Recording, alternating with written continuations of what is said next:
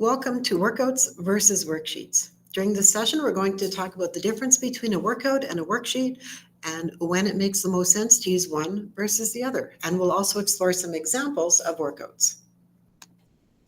So in the past, I have used worksheets when I'm teaching mathematics, whether it's kindergarten all the way up to grade 12. And I did that by pulling questions out of a textbook or a workbook. Sometimes I'd tell my students, do all the questions. Sometimes I'd say only do the even ones or only do the odd ones, or I might say only do questions 1, 3, 5, and 7. So I was using a pre-created resource from wherever I got that and gave it to my students to complete. I thought, maybe I need to change things up and I will give them an activity like this. So it's a piece of paper. I might ask them to roll 2 dice, add them together, and then write the number sentence down each time so I'd have a record of the work. I was asking students to roll dice in order to generate numbers. In reality, this is just another worksheet. Instead of me giving them the numbers, they were rolling the numbers, but it still followed that same process. Then I changed it a little bit so that I wanted to give students leveled questions. So I would put a rectangle up on the board, and in the first rectangle, I'd put 13 plus 15, 16 plus 12, 24 plus 13. In the next rectangle, I'd put questions like 18 plus 14, 17 plus 16, 26 plus 19. And in the third one, I'd put more complex questions, 37 plus 28, and so on. And then I might tell students all to start on the green section, and then I would come and check, and if they were ready, I'd move them on to the blue section. If they weren't ready and needed some more practice, I'd give them more questions in the green section. And I could just write more questions up on the board and progress them at their own level. So it was a great way for me to differentiate. But again, these were just worksheets. They were on the board, they were solving them on whiteboards or on paper, it didn't matter, but it is still just a worksheet. So I asked myself, well, what are the characteristics of a worksheet? What characteristics do those 3 examples that I've used in my kindergarten to grade 12 math classrooms, what are the characteristics that they all have in common? Well, I was giving students a collection of problems designed to give them practice with a specific skill or a procedure. And they tended to be repetitive, and they tended to focus on one type of question, such as solving equations or performing an operation. So often my worksheets, whatever format they were, would consist of 20 problems, 5 problems, and maybe they were just adding fractions or they were solving word problems. Sometimes they were adding fractions and then they'd solve subtracting fractions and then they do some word problems. But I was getting them to practice the same skill over and over again. And I asked myself, well, how could I change this up in order to move from the repetitive aspect of worksheets and push them into more of a workout, something that would engage their brain more. Because what I found was that students would be add. They were actually not thinking anymore. They were just regurgitating a procedure over and over. So they had a chance to practice it, but they weren't thinking. So I discovered workouts. And a workout is designed to push students beyond that procedural repetition and ask them to think a little bit more deeply, look for patterns, and look for connections between problems. Because we know that pattern recognition really is the core of mathematics. It's not answer finding, it's a piece of it. But math is all about looking for patterns and looking for relationships. So a workout would allow me to do that with students. Now, because I was asking them to think more deeply instead of just regurgitate steps, I was asking them to look for patterns, and I was asking them to make connections between problems. I obviously couldn't give them the same quantity of questions. They just wouldn't have the time to do that. And more questions tended to cause my students to rush through them. So a workout typically involves fewer questions, but each question would require students to engage more thoughtfully. For example, they might analyze a problem solved in different ways to identify the commonalities. Erin, I'm just going to go ahead and get you to mute your microphone. Thank you. So when I was looking for ideas of workouts, I found Pamela Harris. She has a podcast and a website called Math is Figureoutable. And I've got a couple copies of this book, so if you're interested in borrowing that to take a look, feel free to reach out. But she really starts her book out with these workouts, which ask students to slow down, think more deeply, look for patterns. The number of questions were reduced. And I really liked the change that that created with my students. So I've taken a few samples of her workouts and I've recreated them so that we can use them in our class. So every example that I'm sharing with you today from a workout is adapted from her books, but you'll be able to find them in the applicable grades in the long-range planning documents on our new curriculum website. So here was workout number 1. Abby bought a toy for $17 and a game for $19. How much did she spend? Well, that's a typical word problem I may have given my students. But here's the difference. For question number 1, it says 5 students solved the problem that's shown at the top using different strategies below.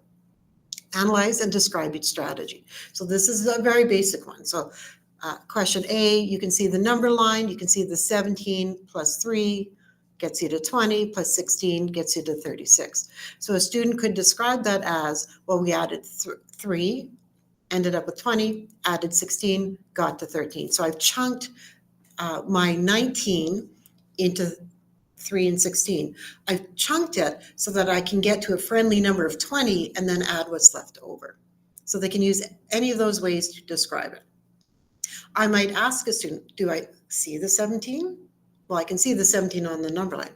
Where's the 19? Because I don't see 19 anywhere. Well, the 19 is created by the 3 and the 16. Where's my answer? And how do I know it's my answer?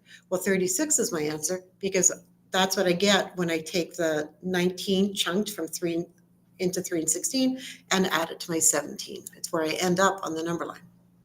For B, so this student might analyze it by saying, well, I can see that they started at 17, they added 20, which got them to 37, they removed 1 because I added too much, and I ended up at 16. I can ask them those same questions. Where's the 17? Where's the 19? Where's the 36? What's the strategy here? It's compensating. So C, again, I can ask them that same question. What's the strategy here? Go ahead and describe it so I can see that they have chunked the 19 into 10 and 3 and 6, and I still ended up at 36. D is a little bit of a different one. So in this case, a student might say, well, there's the 17 plus the 19. Well, I've broken my 17 into 10 and 7. I've broken my 19 into 10 and 9. I apologize, they're not lined up very well in this visual. And then I took my 10 and my 10 and added those together. I took my 7 and 9 and added those together. And then I added my 20 and my 16 for 36. Well, the strategy for this one, I'm partitioning by place value. I'm adding my 10s and I'm adding my 1s. Well, what about E? What's happening here? Well, I went 10, 20, 27, 36. So to get from 10 to 20, I added 10. Then from 20 to 27, I added 7. And 27 to 36, I added the rest. So I can talk about the chunking that I've done in that one. So again, you might be able to see how that one connects a little bit to the previous one, where I added my 10 and my 10, and then I add my 7 to it, and then I added my 9 to it. So instead of just chunking into the 10s and adding them, my 1s and adding them and putting those together, I'm actually building on by adding my 10s and then my 1 and then another 1. So just a slight separation. So then part 2, I actually asked them to think about which of those 5 strategies makes the most sense for them. So which strategy do you prefer for this problem, and why do you prefer that one? So this gives students an opportunity to say, oh, I really like A better because I'm able to make those bigger jumps. I like working with friendly numbers. Or they might say, ooh, I really like B better because I know I can make a big jump and then I can account for that extra jump that I've made. And then question 3 says, okay, now take 17 and 19, but this time start with a 19 and use one of those strategies or a different one of your own and solve it that way. So now they are working on the associative or the commutative property, with addition, knowing that they're going to end up at the same answer. And the student might not realize that at the time, that the commutative property of addition will cause me to end up in the same one, but it's a good way to lead them to that if they don't already know it. So it's a nice, simple process. When you introduce a workout like this, you wouldn't be doing this just giving it to them for the first time on their own. I might be working in a group with a partner or a small group of 3 to work on this, to talk about what we see and what we notice about these strategies. Maybe I've introduced all of 5 strategies previously, or maybe I've only introduced 4 of them and the students are figuring out together the 5th one. Lots of options in order to use this particular workout with students for the first time. But I wouldn't use it just giving each one to work on it on their own. They need that practice with it first. But after they've had that practice, I could even give this as their homework. And then we can come back and talk about it afterwards. So the next workout is very similar to the first one. It's just going to take them to the next step. So we might do lots similar to workout 1 before we move on to workout 2, or we might only do 1 or 2 workouts of workout 1 style before moving on to workout number 2. So I'll read the question, then I'll give you a moment to see if you can figure out what makes this workout for question 1 different than the previous workout. So question number 1 says, Billy bought a toy for $29 and a game for $36. How much did he spend? 4 students solved it using these strategies below. Fill in the blanks, analyze and describe each strategy. So question A, so I can see a 29, a plus 40, and a 4, and then I can see some dots, which are meant to create little blank lines. So how is that different from the previous one? So in this case, students see the 29, they say they've added 40, but the number that 29 plus 40 is equal to is missing. So the goal for this one is for students to actually write that number down. And then it shows them they subtract 4, but it doesn't tell you what happens when you subtract 4. So then the students have to fill that information in order to complete the number line. So they are adding to the work that's already provided within that number line. So that's why it's a step further than workout number 1.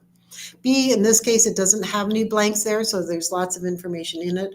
It's already all provided for students. What you could do after students have done this, in particular that format of B might be a little bit more challenging for students, depending on their experience with it. You could leave some of those blank as well and just put the dots. C, you can see that you've got the plus 30, plus unknown, but you know it gets you to 60, so you can figure it out, and then plus known of 5 to get you to the unknown. So, and same with D. So you can see the unknowns are in there, and the knowns are in there, and the students can use that in order to figure out what the full version looks like. So question number 2, same thing. Which strategy do you prefer for this problem and why? So students, again, can talk about that in their partners or write about it if they've done this a few times and they're doing this on their own. And question 3 is the exact same as before. Same question, but now you're starting with the other number to continue to work with that commutative property. So after students have explored workout number 2 style for a few times, they've done it in their small groups, and you've talked about it as a class, they've done it on their own, maybe you've given some for homework, then you can move on to workout style number 3.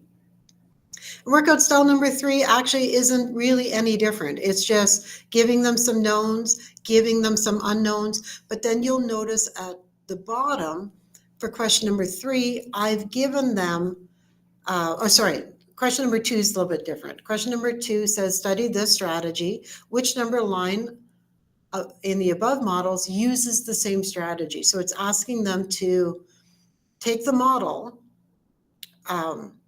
take the strategy provided and figure out which from question 1 uses the same strategy. Because remember, number lines aren't a strategy. They're a model for the strategy you use to solve the question.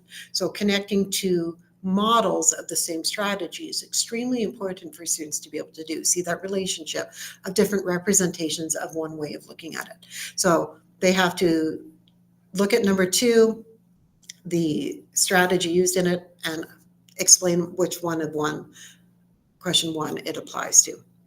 Question number 3 takes a different way of representing the solutions again and asks students to fill this one in. So 38 plus 38 plus 53, but I could add something to 38. Therefore, I'm minusing 12 from 53. What did I add to 38 that I also minus from 53? So it's looking at that compensation strategy again and fill that in. And what does that look like?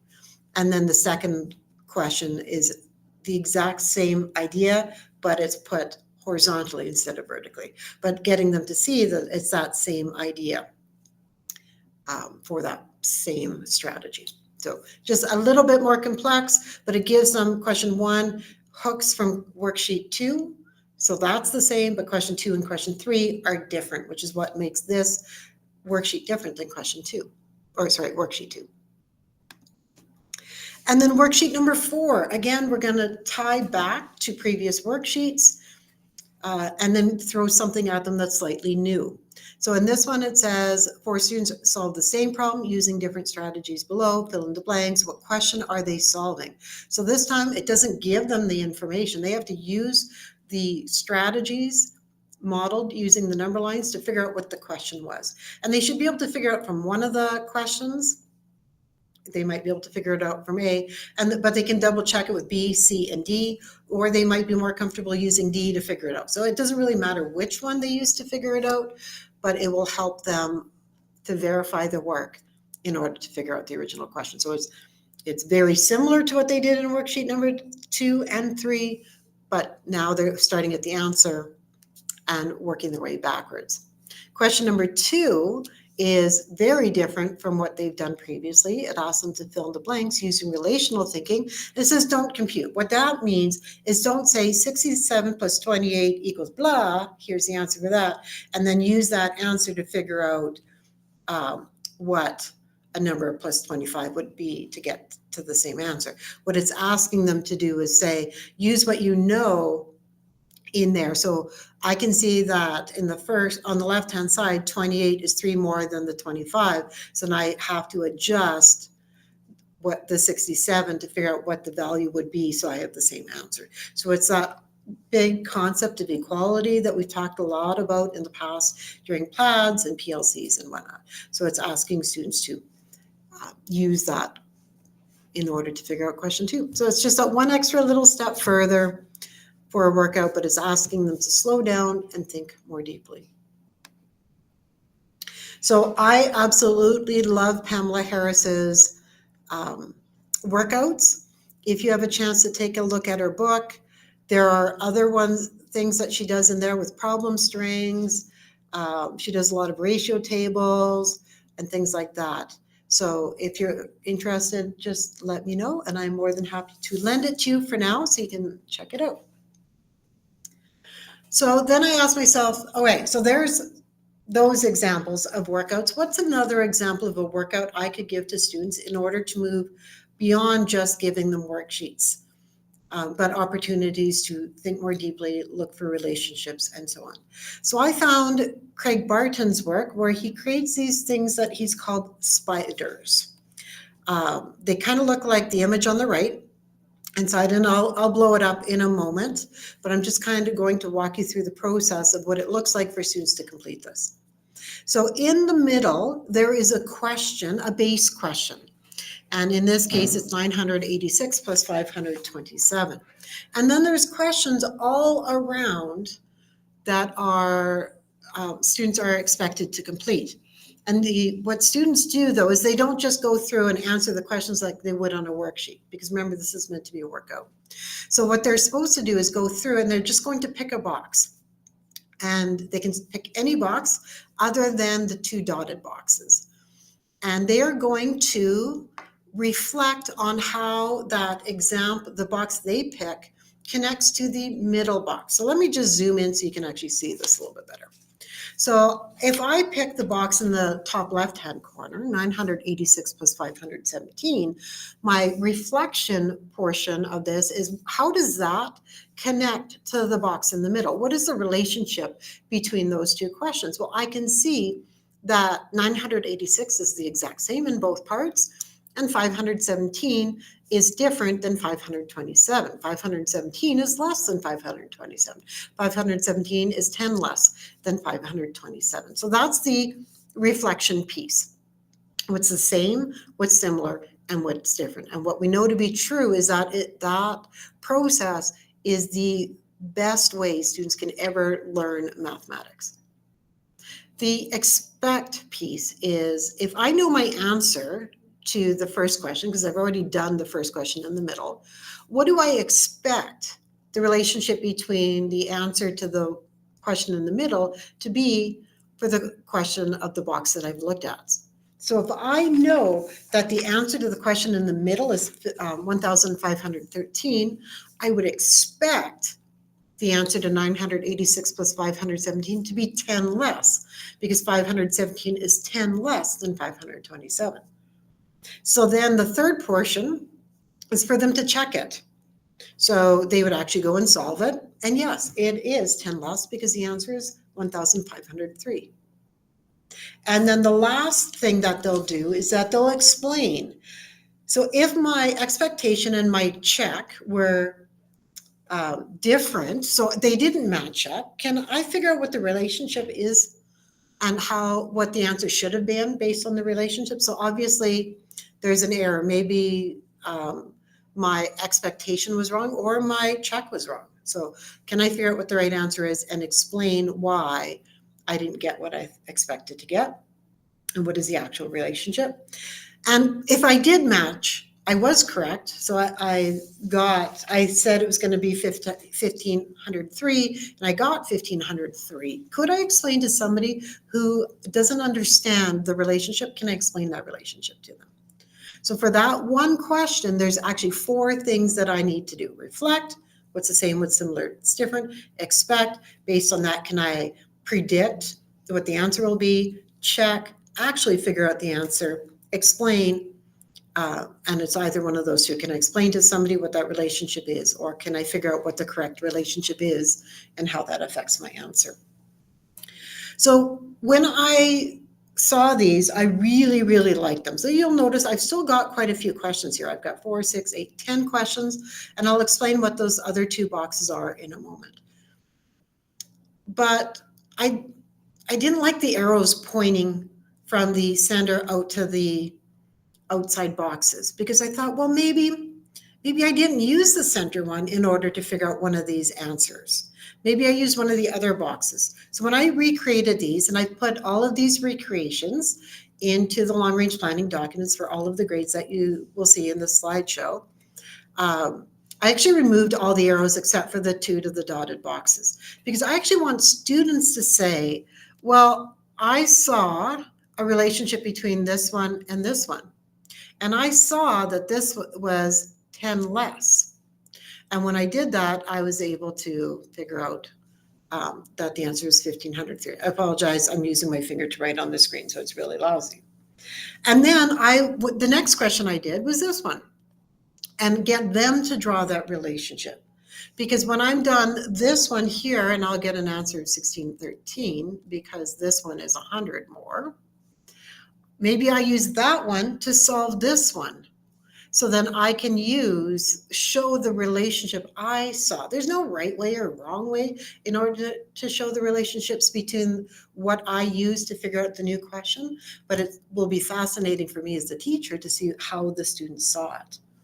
So then when I get kids to do this, I would actually get them to show me the minus 10. I can see that. I can see the plus 100 there. For the third box, the 1513 minus 986, I might say, oh, I see that this is 1513. So I'll put that answer in the middle. I can see that if 986 plus 527 is 1513, well, 1513 minus 986 has to be 527. I don't have to do the math on that. I just know the addition and that addition and subtraction have that inverse relationship. So then I can put those tiny little notes so that I remember as a student, but then I can show the teacher where my thinking was for that. When students are done all of the questions with the solid lines around them, you'll notice they all have something in common. Then what I'll do is I would actually get students to do this one down here, or they can do the other one.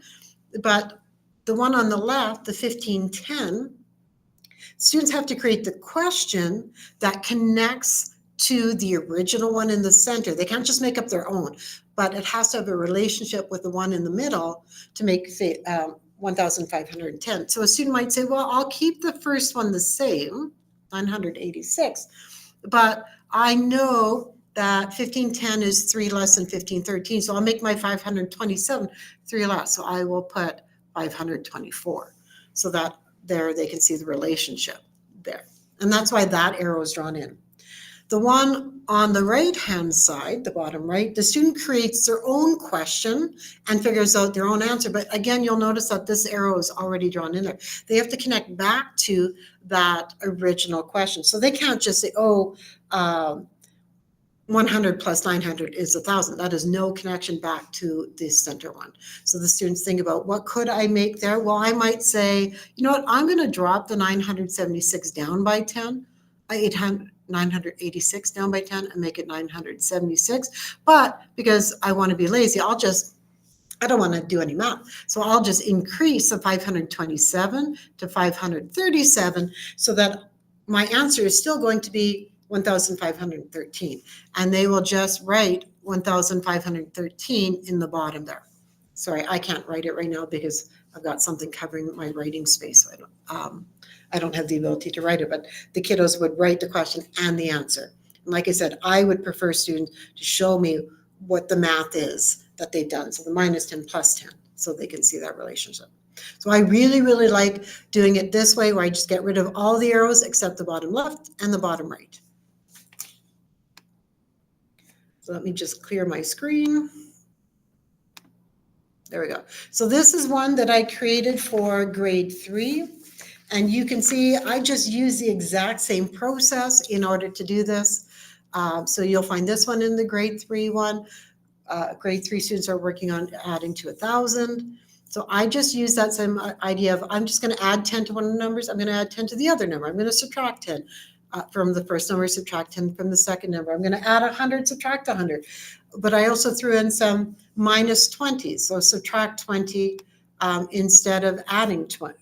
Subtracting 10. So I will choose whatever it is I want students to practice as a skill. So if I've got kiddos who are struggling with adding 10, I'm going to use lots of adding 10s in there, and adding 20s, and adding 5s, and adding 3s, and minusing. There will be some doubles and halves. And I can give a kiddo this worksheet, but I might also give a different kiddo in the same class the one that only has 2-digit numbers adding together. But it'll still be, for example, 23 plus 88, and keeping those numbers smaller so that kiddos who might only be working on adding 2-digit numbers still have that same experience, but they're practicing these same skills of adding 10 or subtracting 10.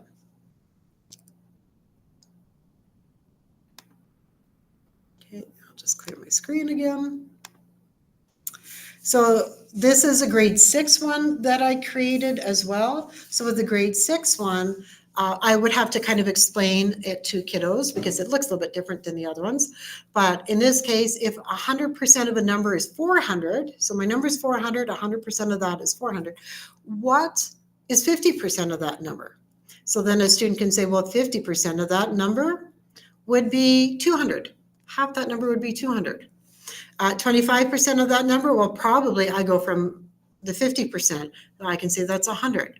Oh, 10%, well, I can go from, well, 25% is a little bit more challenging, but I might go from 50% to 10%, or I might go from 100% down to 10% to figure out that that is 40. Or a kiddo might be able to figure out 25% to 10%. 200%, well, maybe I go from the 100%. So I can then play with all of those numbers. Getting to the trickier one of 33% on the left-hand side. Well, I probably didn't go from 100% down to 33%. I probably went from 1% to 33%. Or I might have taken a 10% and a 20%. And I might have taken a 2% and a 1%. So I can show those how I took all of those pieces and put them together. And I tend to put my trickier ones on the left-hand side. So if they are progressing right to left and they're going clockwise, they will get to the trickier ones in a nice natural progression that will help lead them there, but won't tell them how to do it. You will notice that this one here, the 0.5%, has a star on it. That is because grade 6 students in this new curriculum do not need to deal with percents that have decimals in it. So I put a little star to say, this one's a challenge one. See if you can figure it out. If you can't, that's fine. Just play with it. But a kid who's been using that 100% to half is 50% to half is 25% might go from the 1% and choose the half of that. So that's why I left it in there as a bit of a challenge, but it is completely fine if a kiddo doesn't figure out what that one looks like. So I've kind of walked you through a sample creation process, just verbally, but what I will very quickly do is walk you through an actual creation one, so you can see how quick it is to make these. What I'd love to have happen, though, is every time you make one of these, I would love it if you would share it so that we can go ahead and compile all of that. There's only one of me. There's lots of brilliant minds out there. Please share them.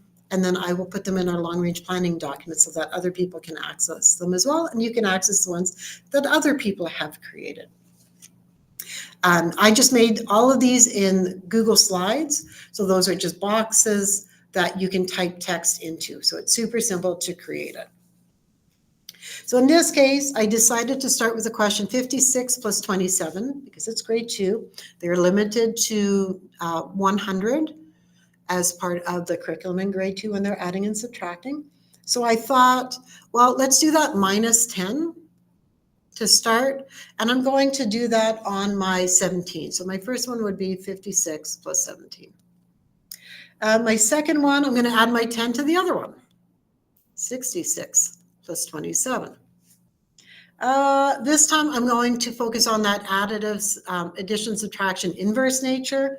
So if I know that this is 83, then 83 minus 57 will, 56 will give me my 27. And then, well, let's take it up a notch. Instead of adding or subtracting 10, let's do 20. So I'm going to subtract 20. So in this case, it'd be 56 plus 7. Oh, you know what we need to focus on? I want to actually look at the fact that if I switch my ones place, I will still end up with the same answer. 56 plus 27, if I just switch my 7s and 6s, I need to know if my students just understand that that doesn't change my value. Okay, well, let's minus 1, add 1, so 55 plus 28. Let's add 10 minus 10. So I'm not changing, I'm just removing a 10 from one and moving it to the other one. So add 10 minus 10. And I like to put these notes in my answer keys as I'm writing them out so that I can easily tell what the strategy was that I want students to work with. Okay, so they've done a lot with adding 10s, 20s, 1s. Let's bump this up and add 4, subtract 4. And we'll change that to 60 plus 23. Okay, let's use that additive, subtractive, inverse nature. I could have put this one earlier in the boxes. It really doesn't matter where you put them, but like I said, I try to keep the trickier ones at the end. What if I do 83 minus 66? So it's this one here, like it's really connected, sorry, up to this one, 83 minus 56, but I'm subtracting 10 more. So what would happen there? I might have done an earlier one of that of 83 minus 46 to help preface that. Okay, and then let's do an adding 10 on the right-hand side, 56 plus 37. So in reality, for me, I would probably move this one up to the final spot just because it's the trickiest one. But it was as quick as that to create one of these. So that's what I love about these spider worksheets. They don't need a lot of time to create them. And then there's what that looks like without being really, really messy. And I threw an 80 at the bottom. I picked an answer that was close to 83. That would make it easy for them to make that relationship there. All right, so at the beginning of this video, what we did was we talked about the difference between workouts and worksheets. Workouts, just in summary, is about the opportunity to explore patterns and relationships, the very basis of what mathematics truly is. It's about fostering conceptual understanding. Can I see how these numbers are related to each other? And can I use my flexible thinking in order to figure out what I don't know using what I do know? Not starting from scratch, but taking what I don't know to taking what I do know to figure out what I don't know. Worksheets, they provide opportunities for routine practice. They're about helping students solidify their understanding of procedure. I'm going to use the same procedure over and over and over and over again in order to practice and put that in our brains for long term. So they're meant to do two different things. Both are valuable. Both are important. It's about finding the balance between the procedural practice that worksheets provide and the conceptual practice that workouts provide. One is about how to solve, and one is about understanding why these strategies work and adapting to new situations. So they are both important, and we want to find the balance within our classrooms. So that is it at this moment for worksheets versus workouts. The rest of the time, my recommendation would be to choose either Pamela Harris's workout or the spider workout and just try creating a really simple one that you could use in your classroom next week or next month. And like I said earlier, what I'd love that if you would share those back so that we can share those out with other teachers as well.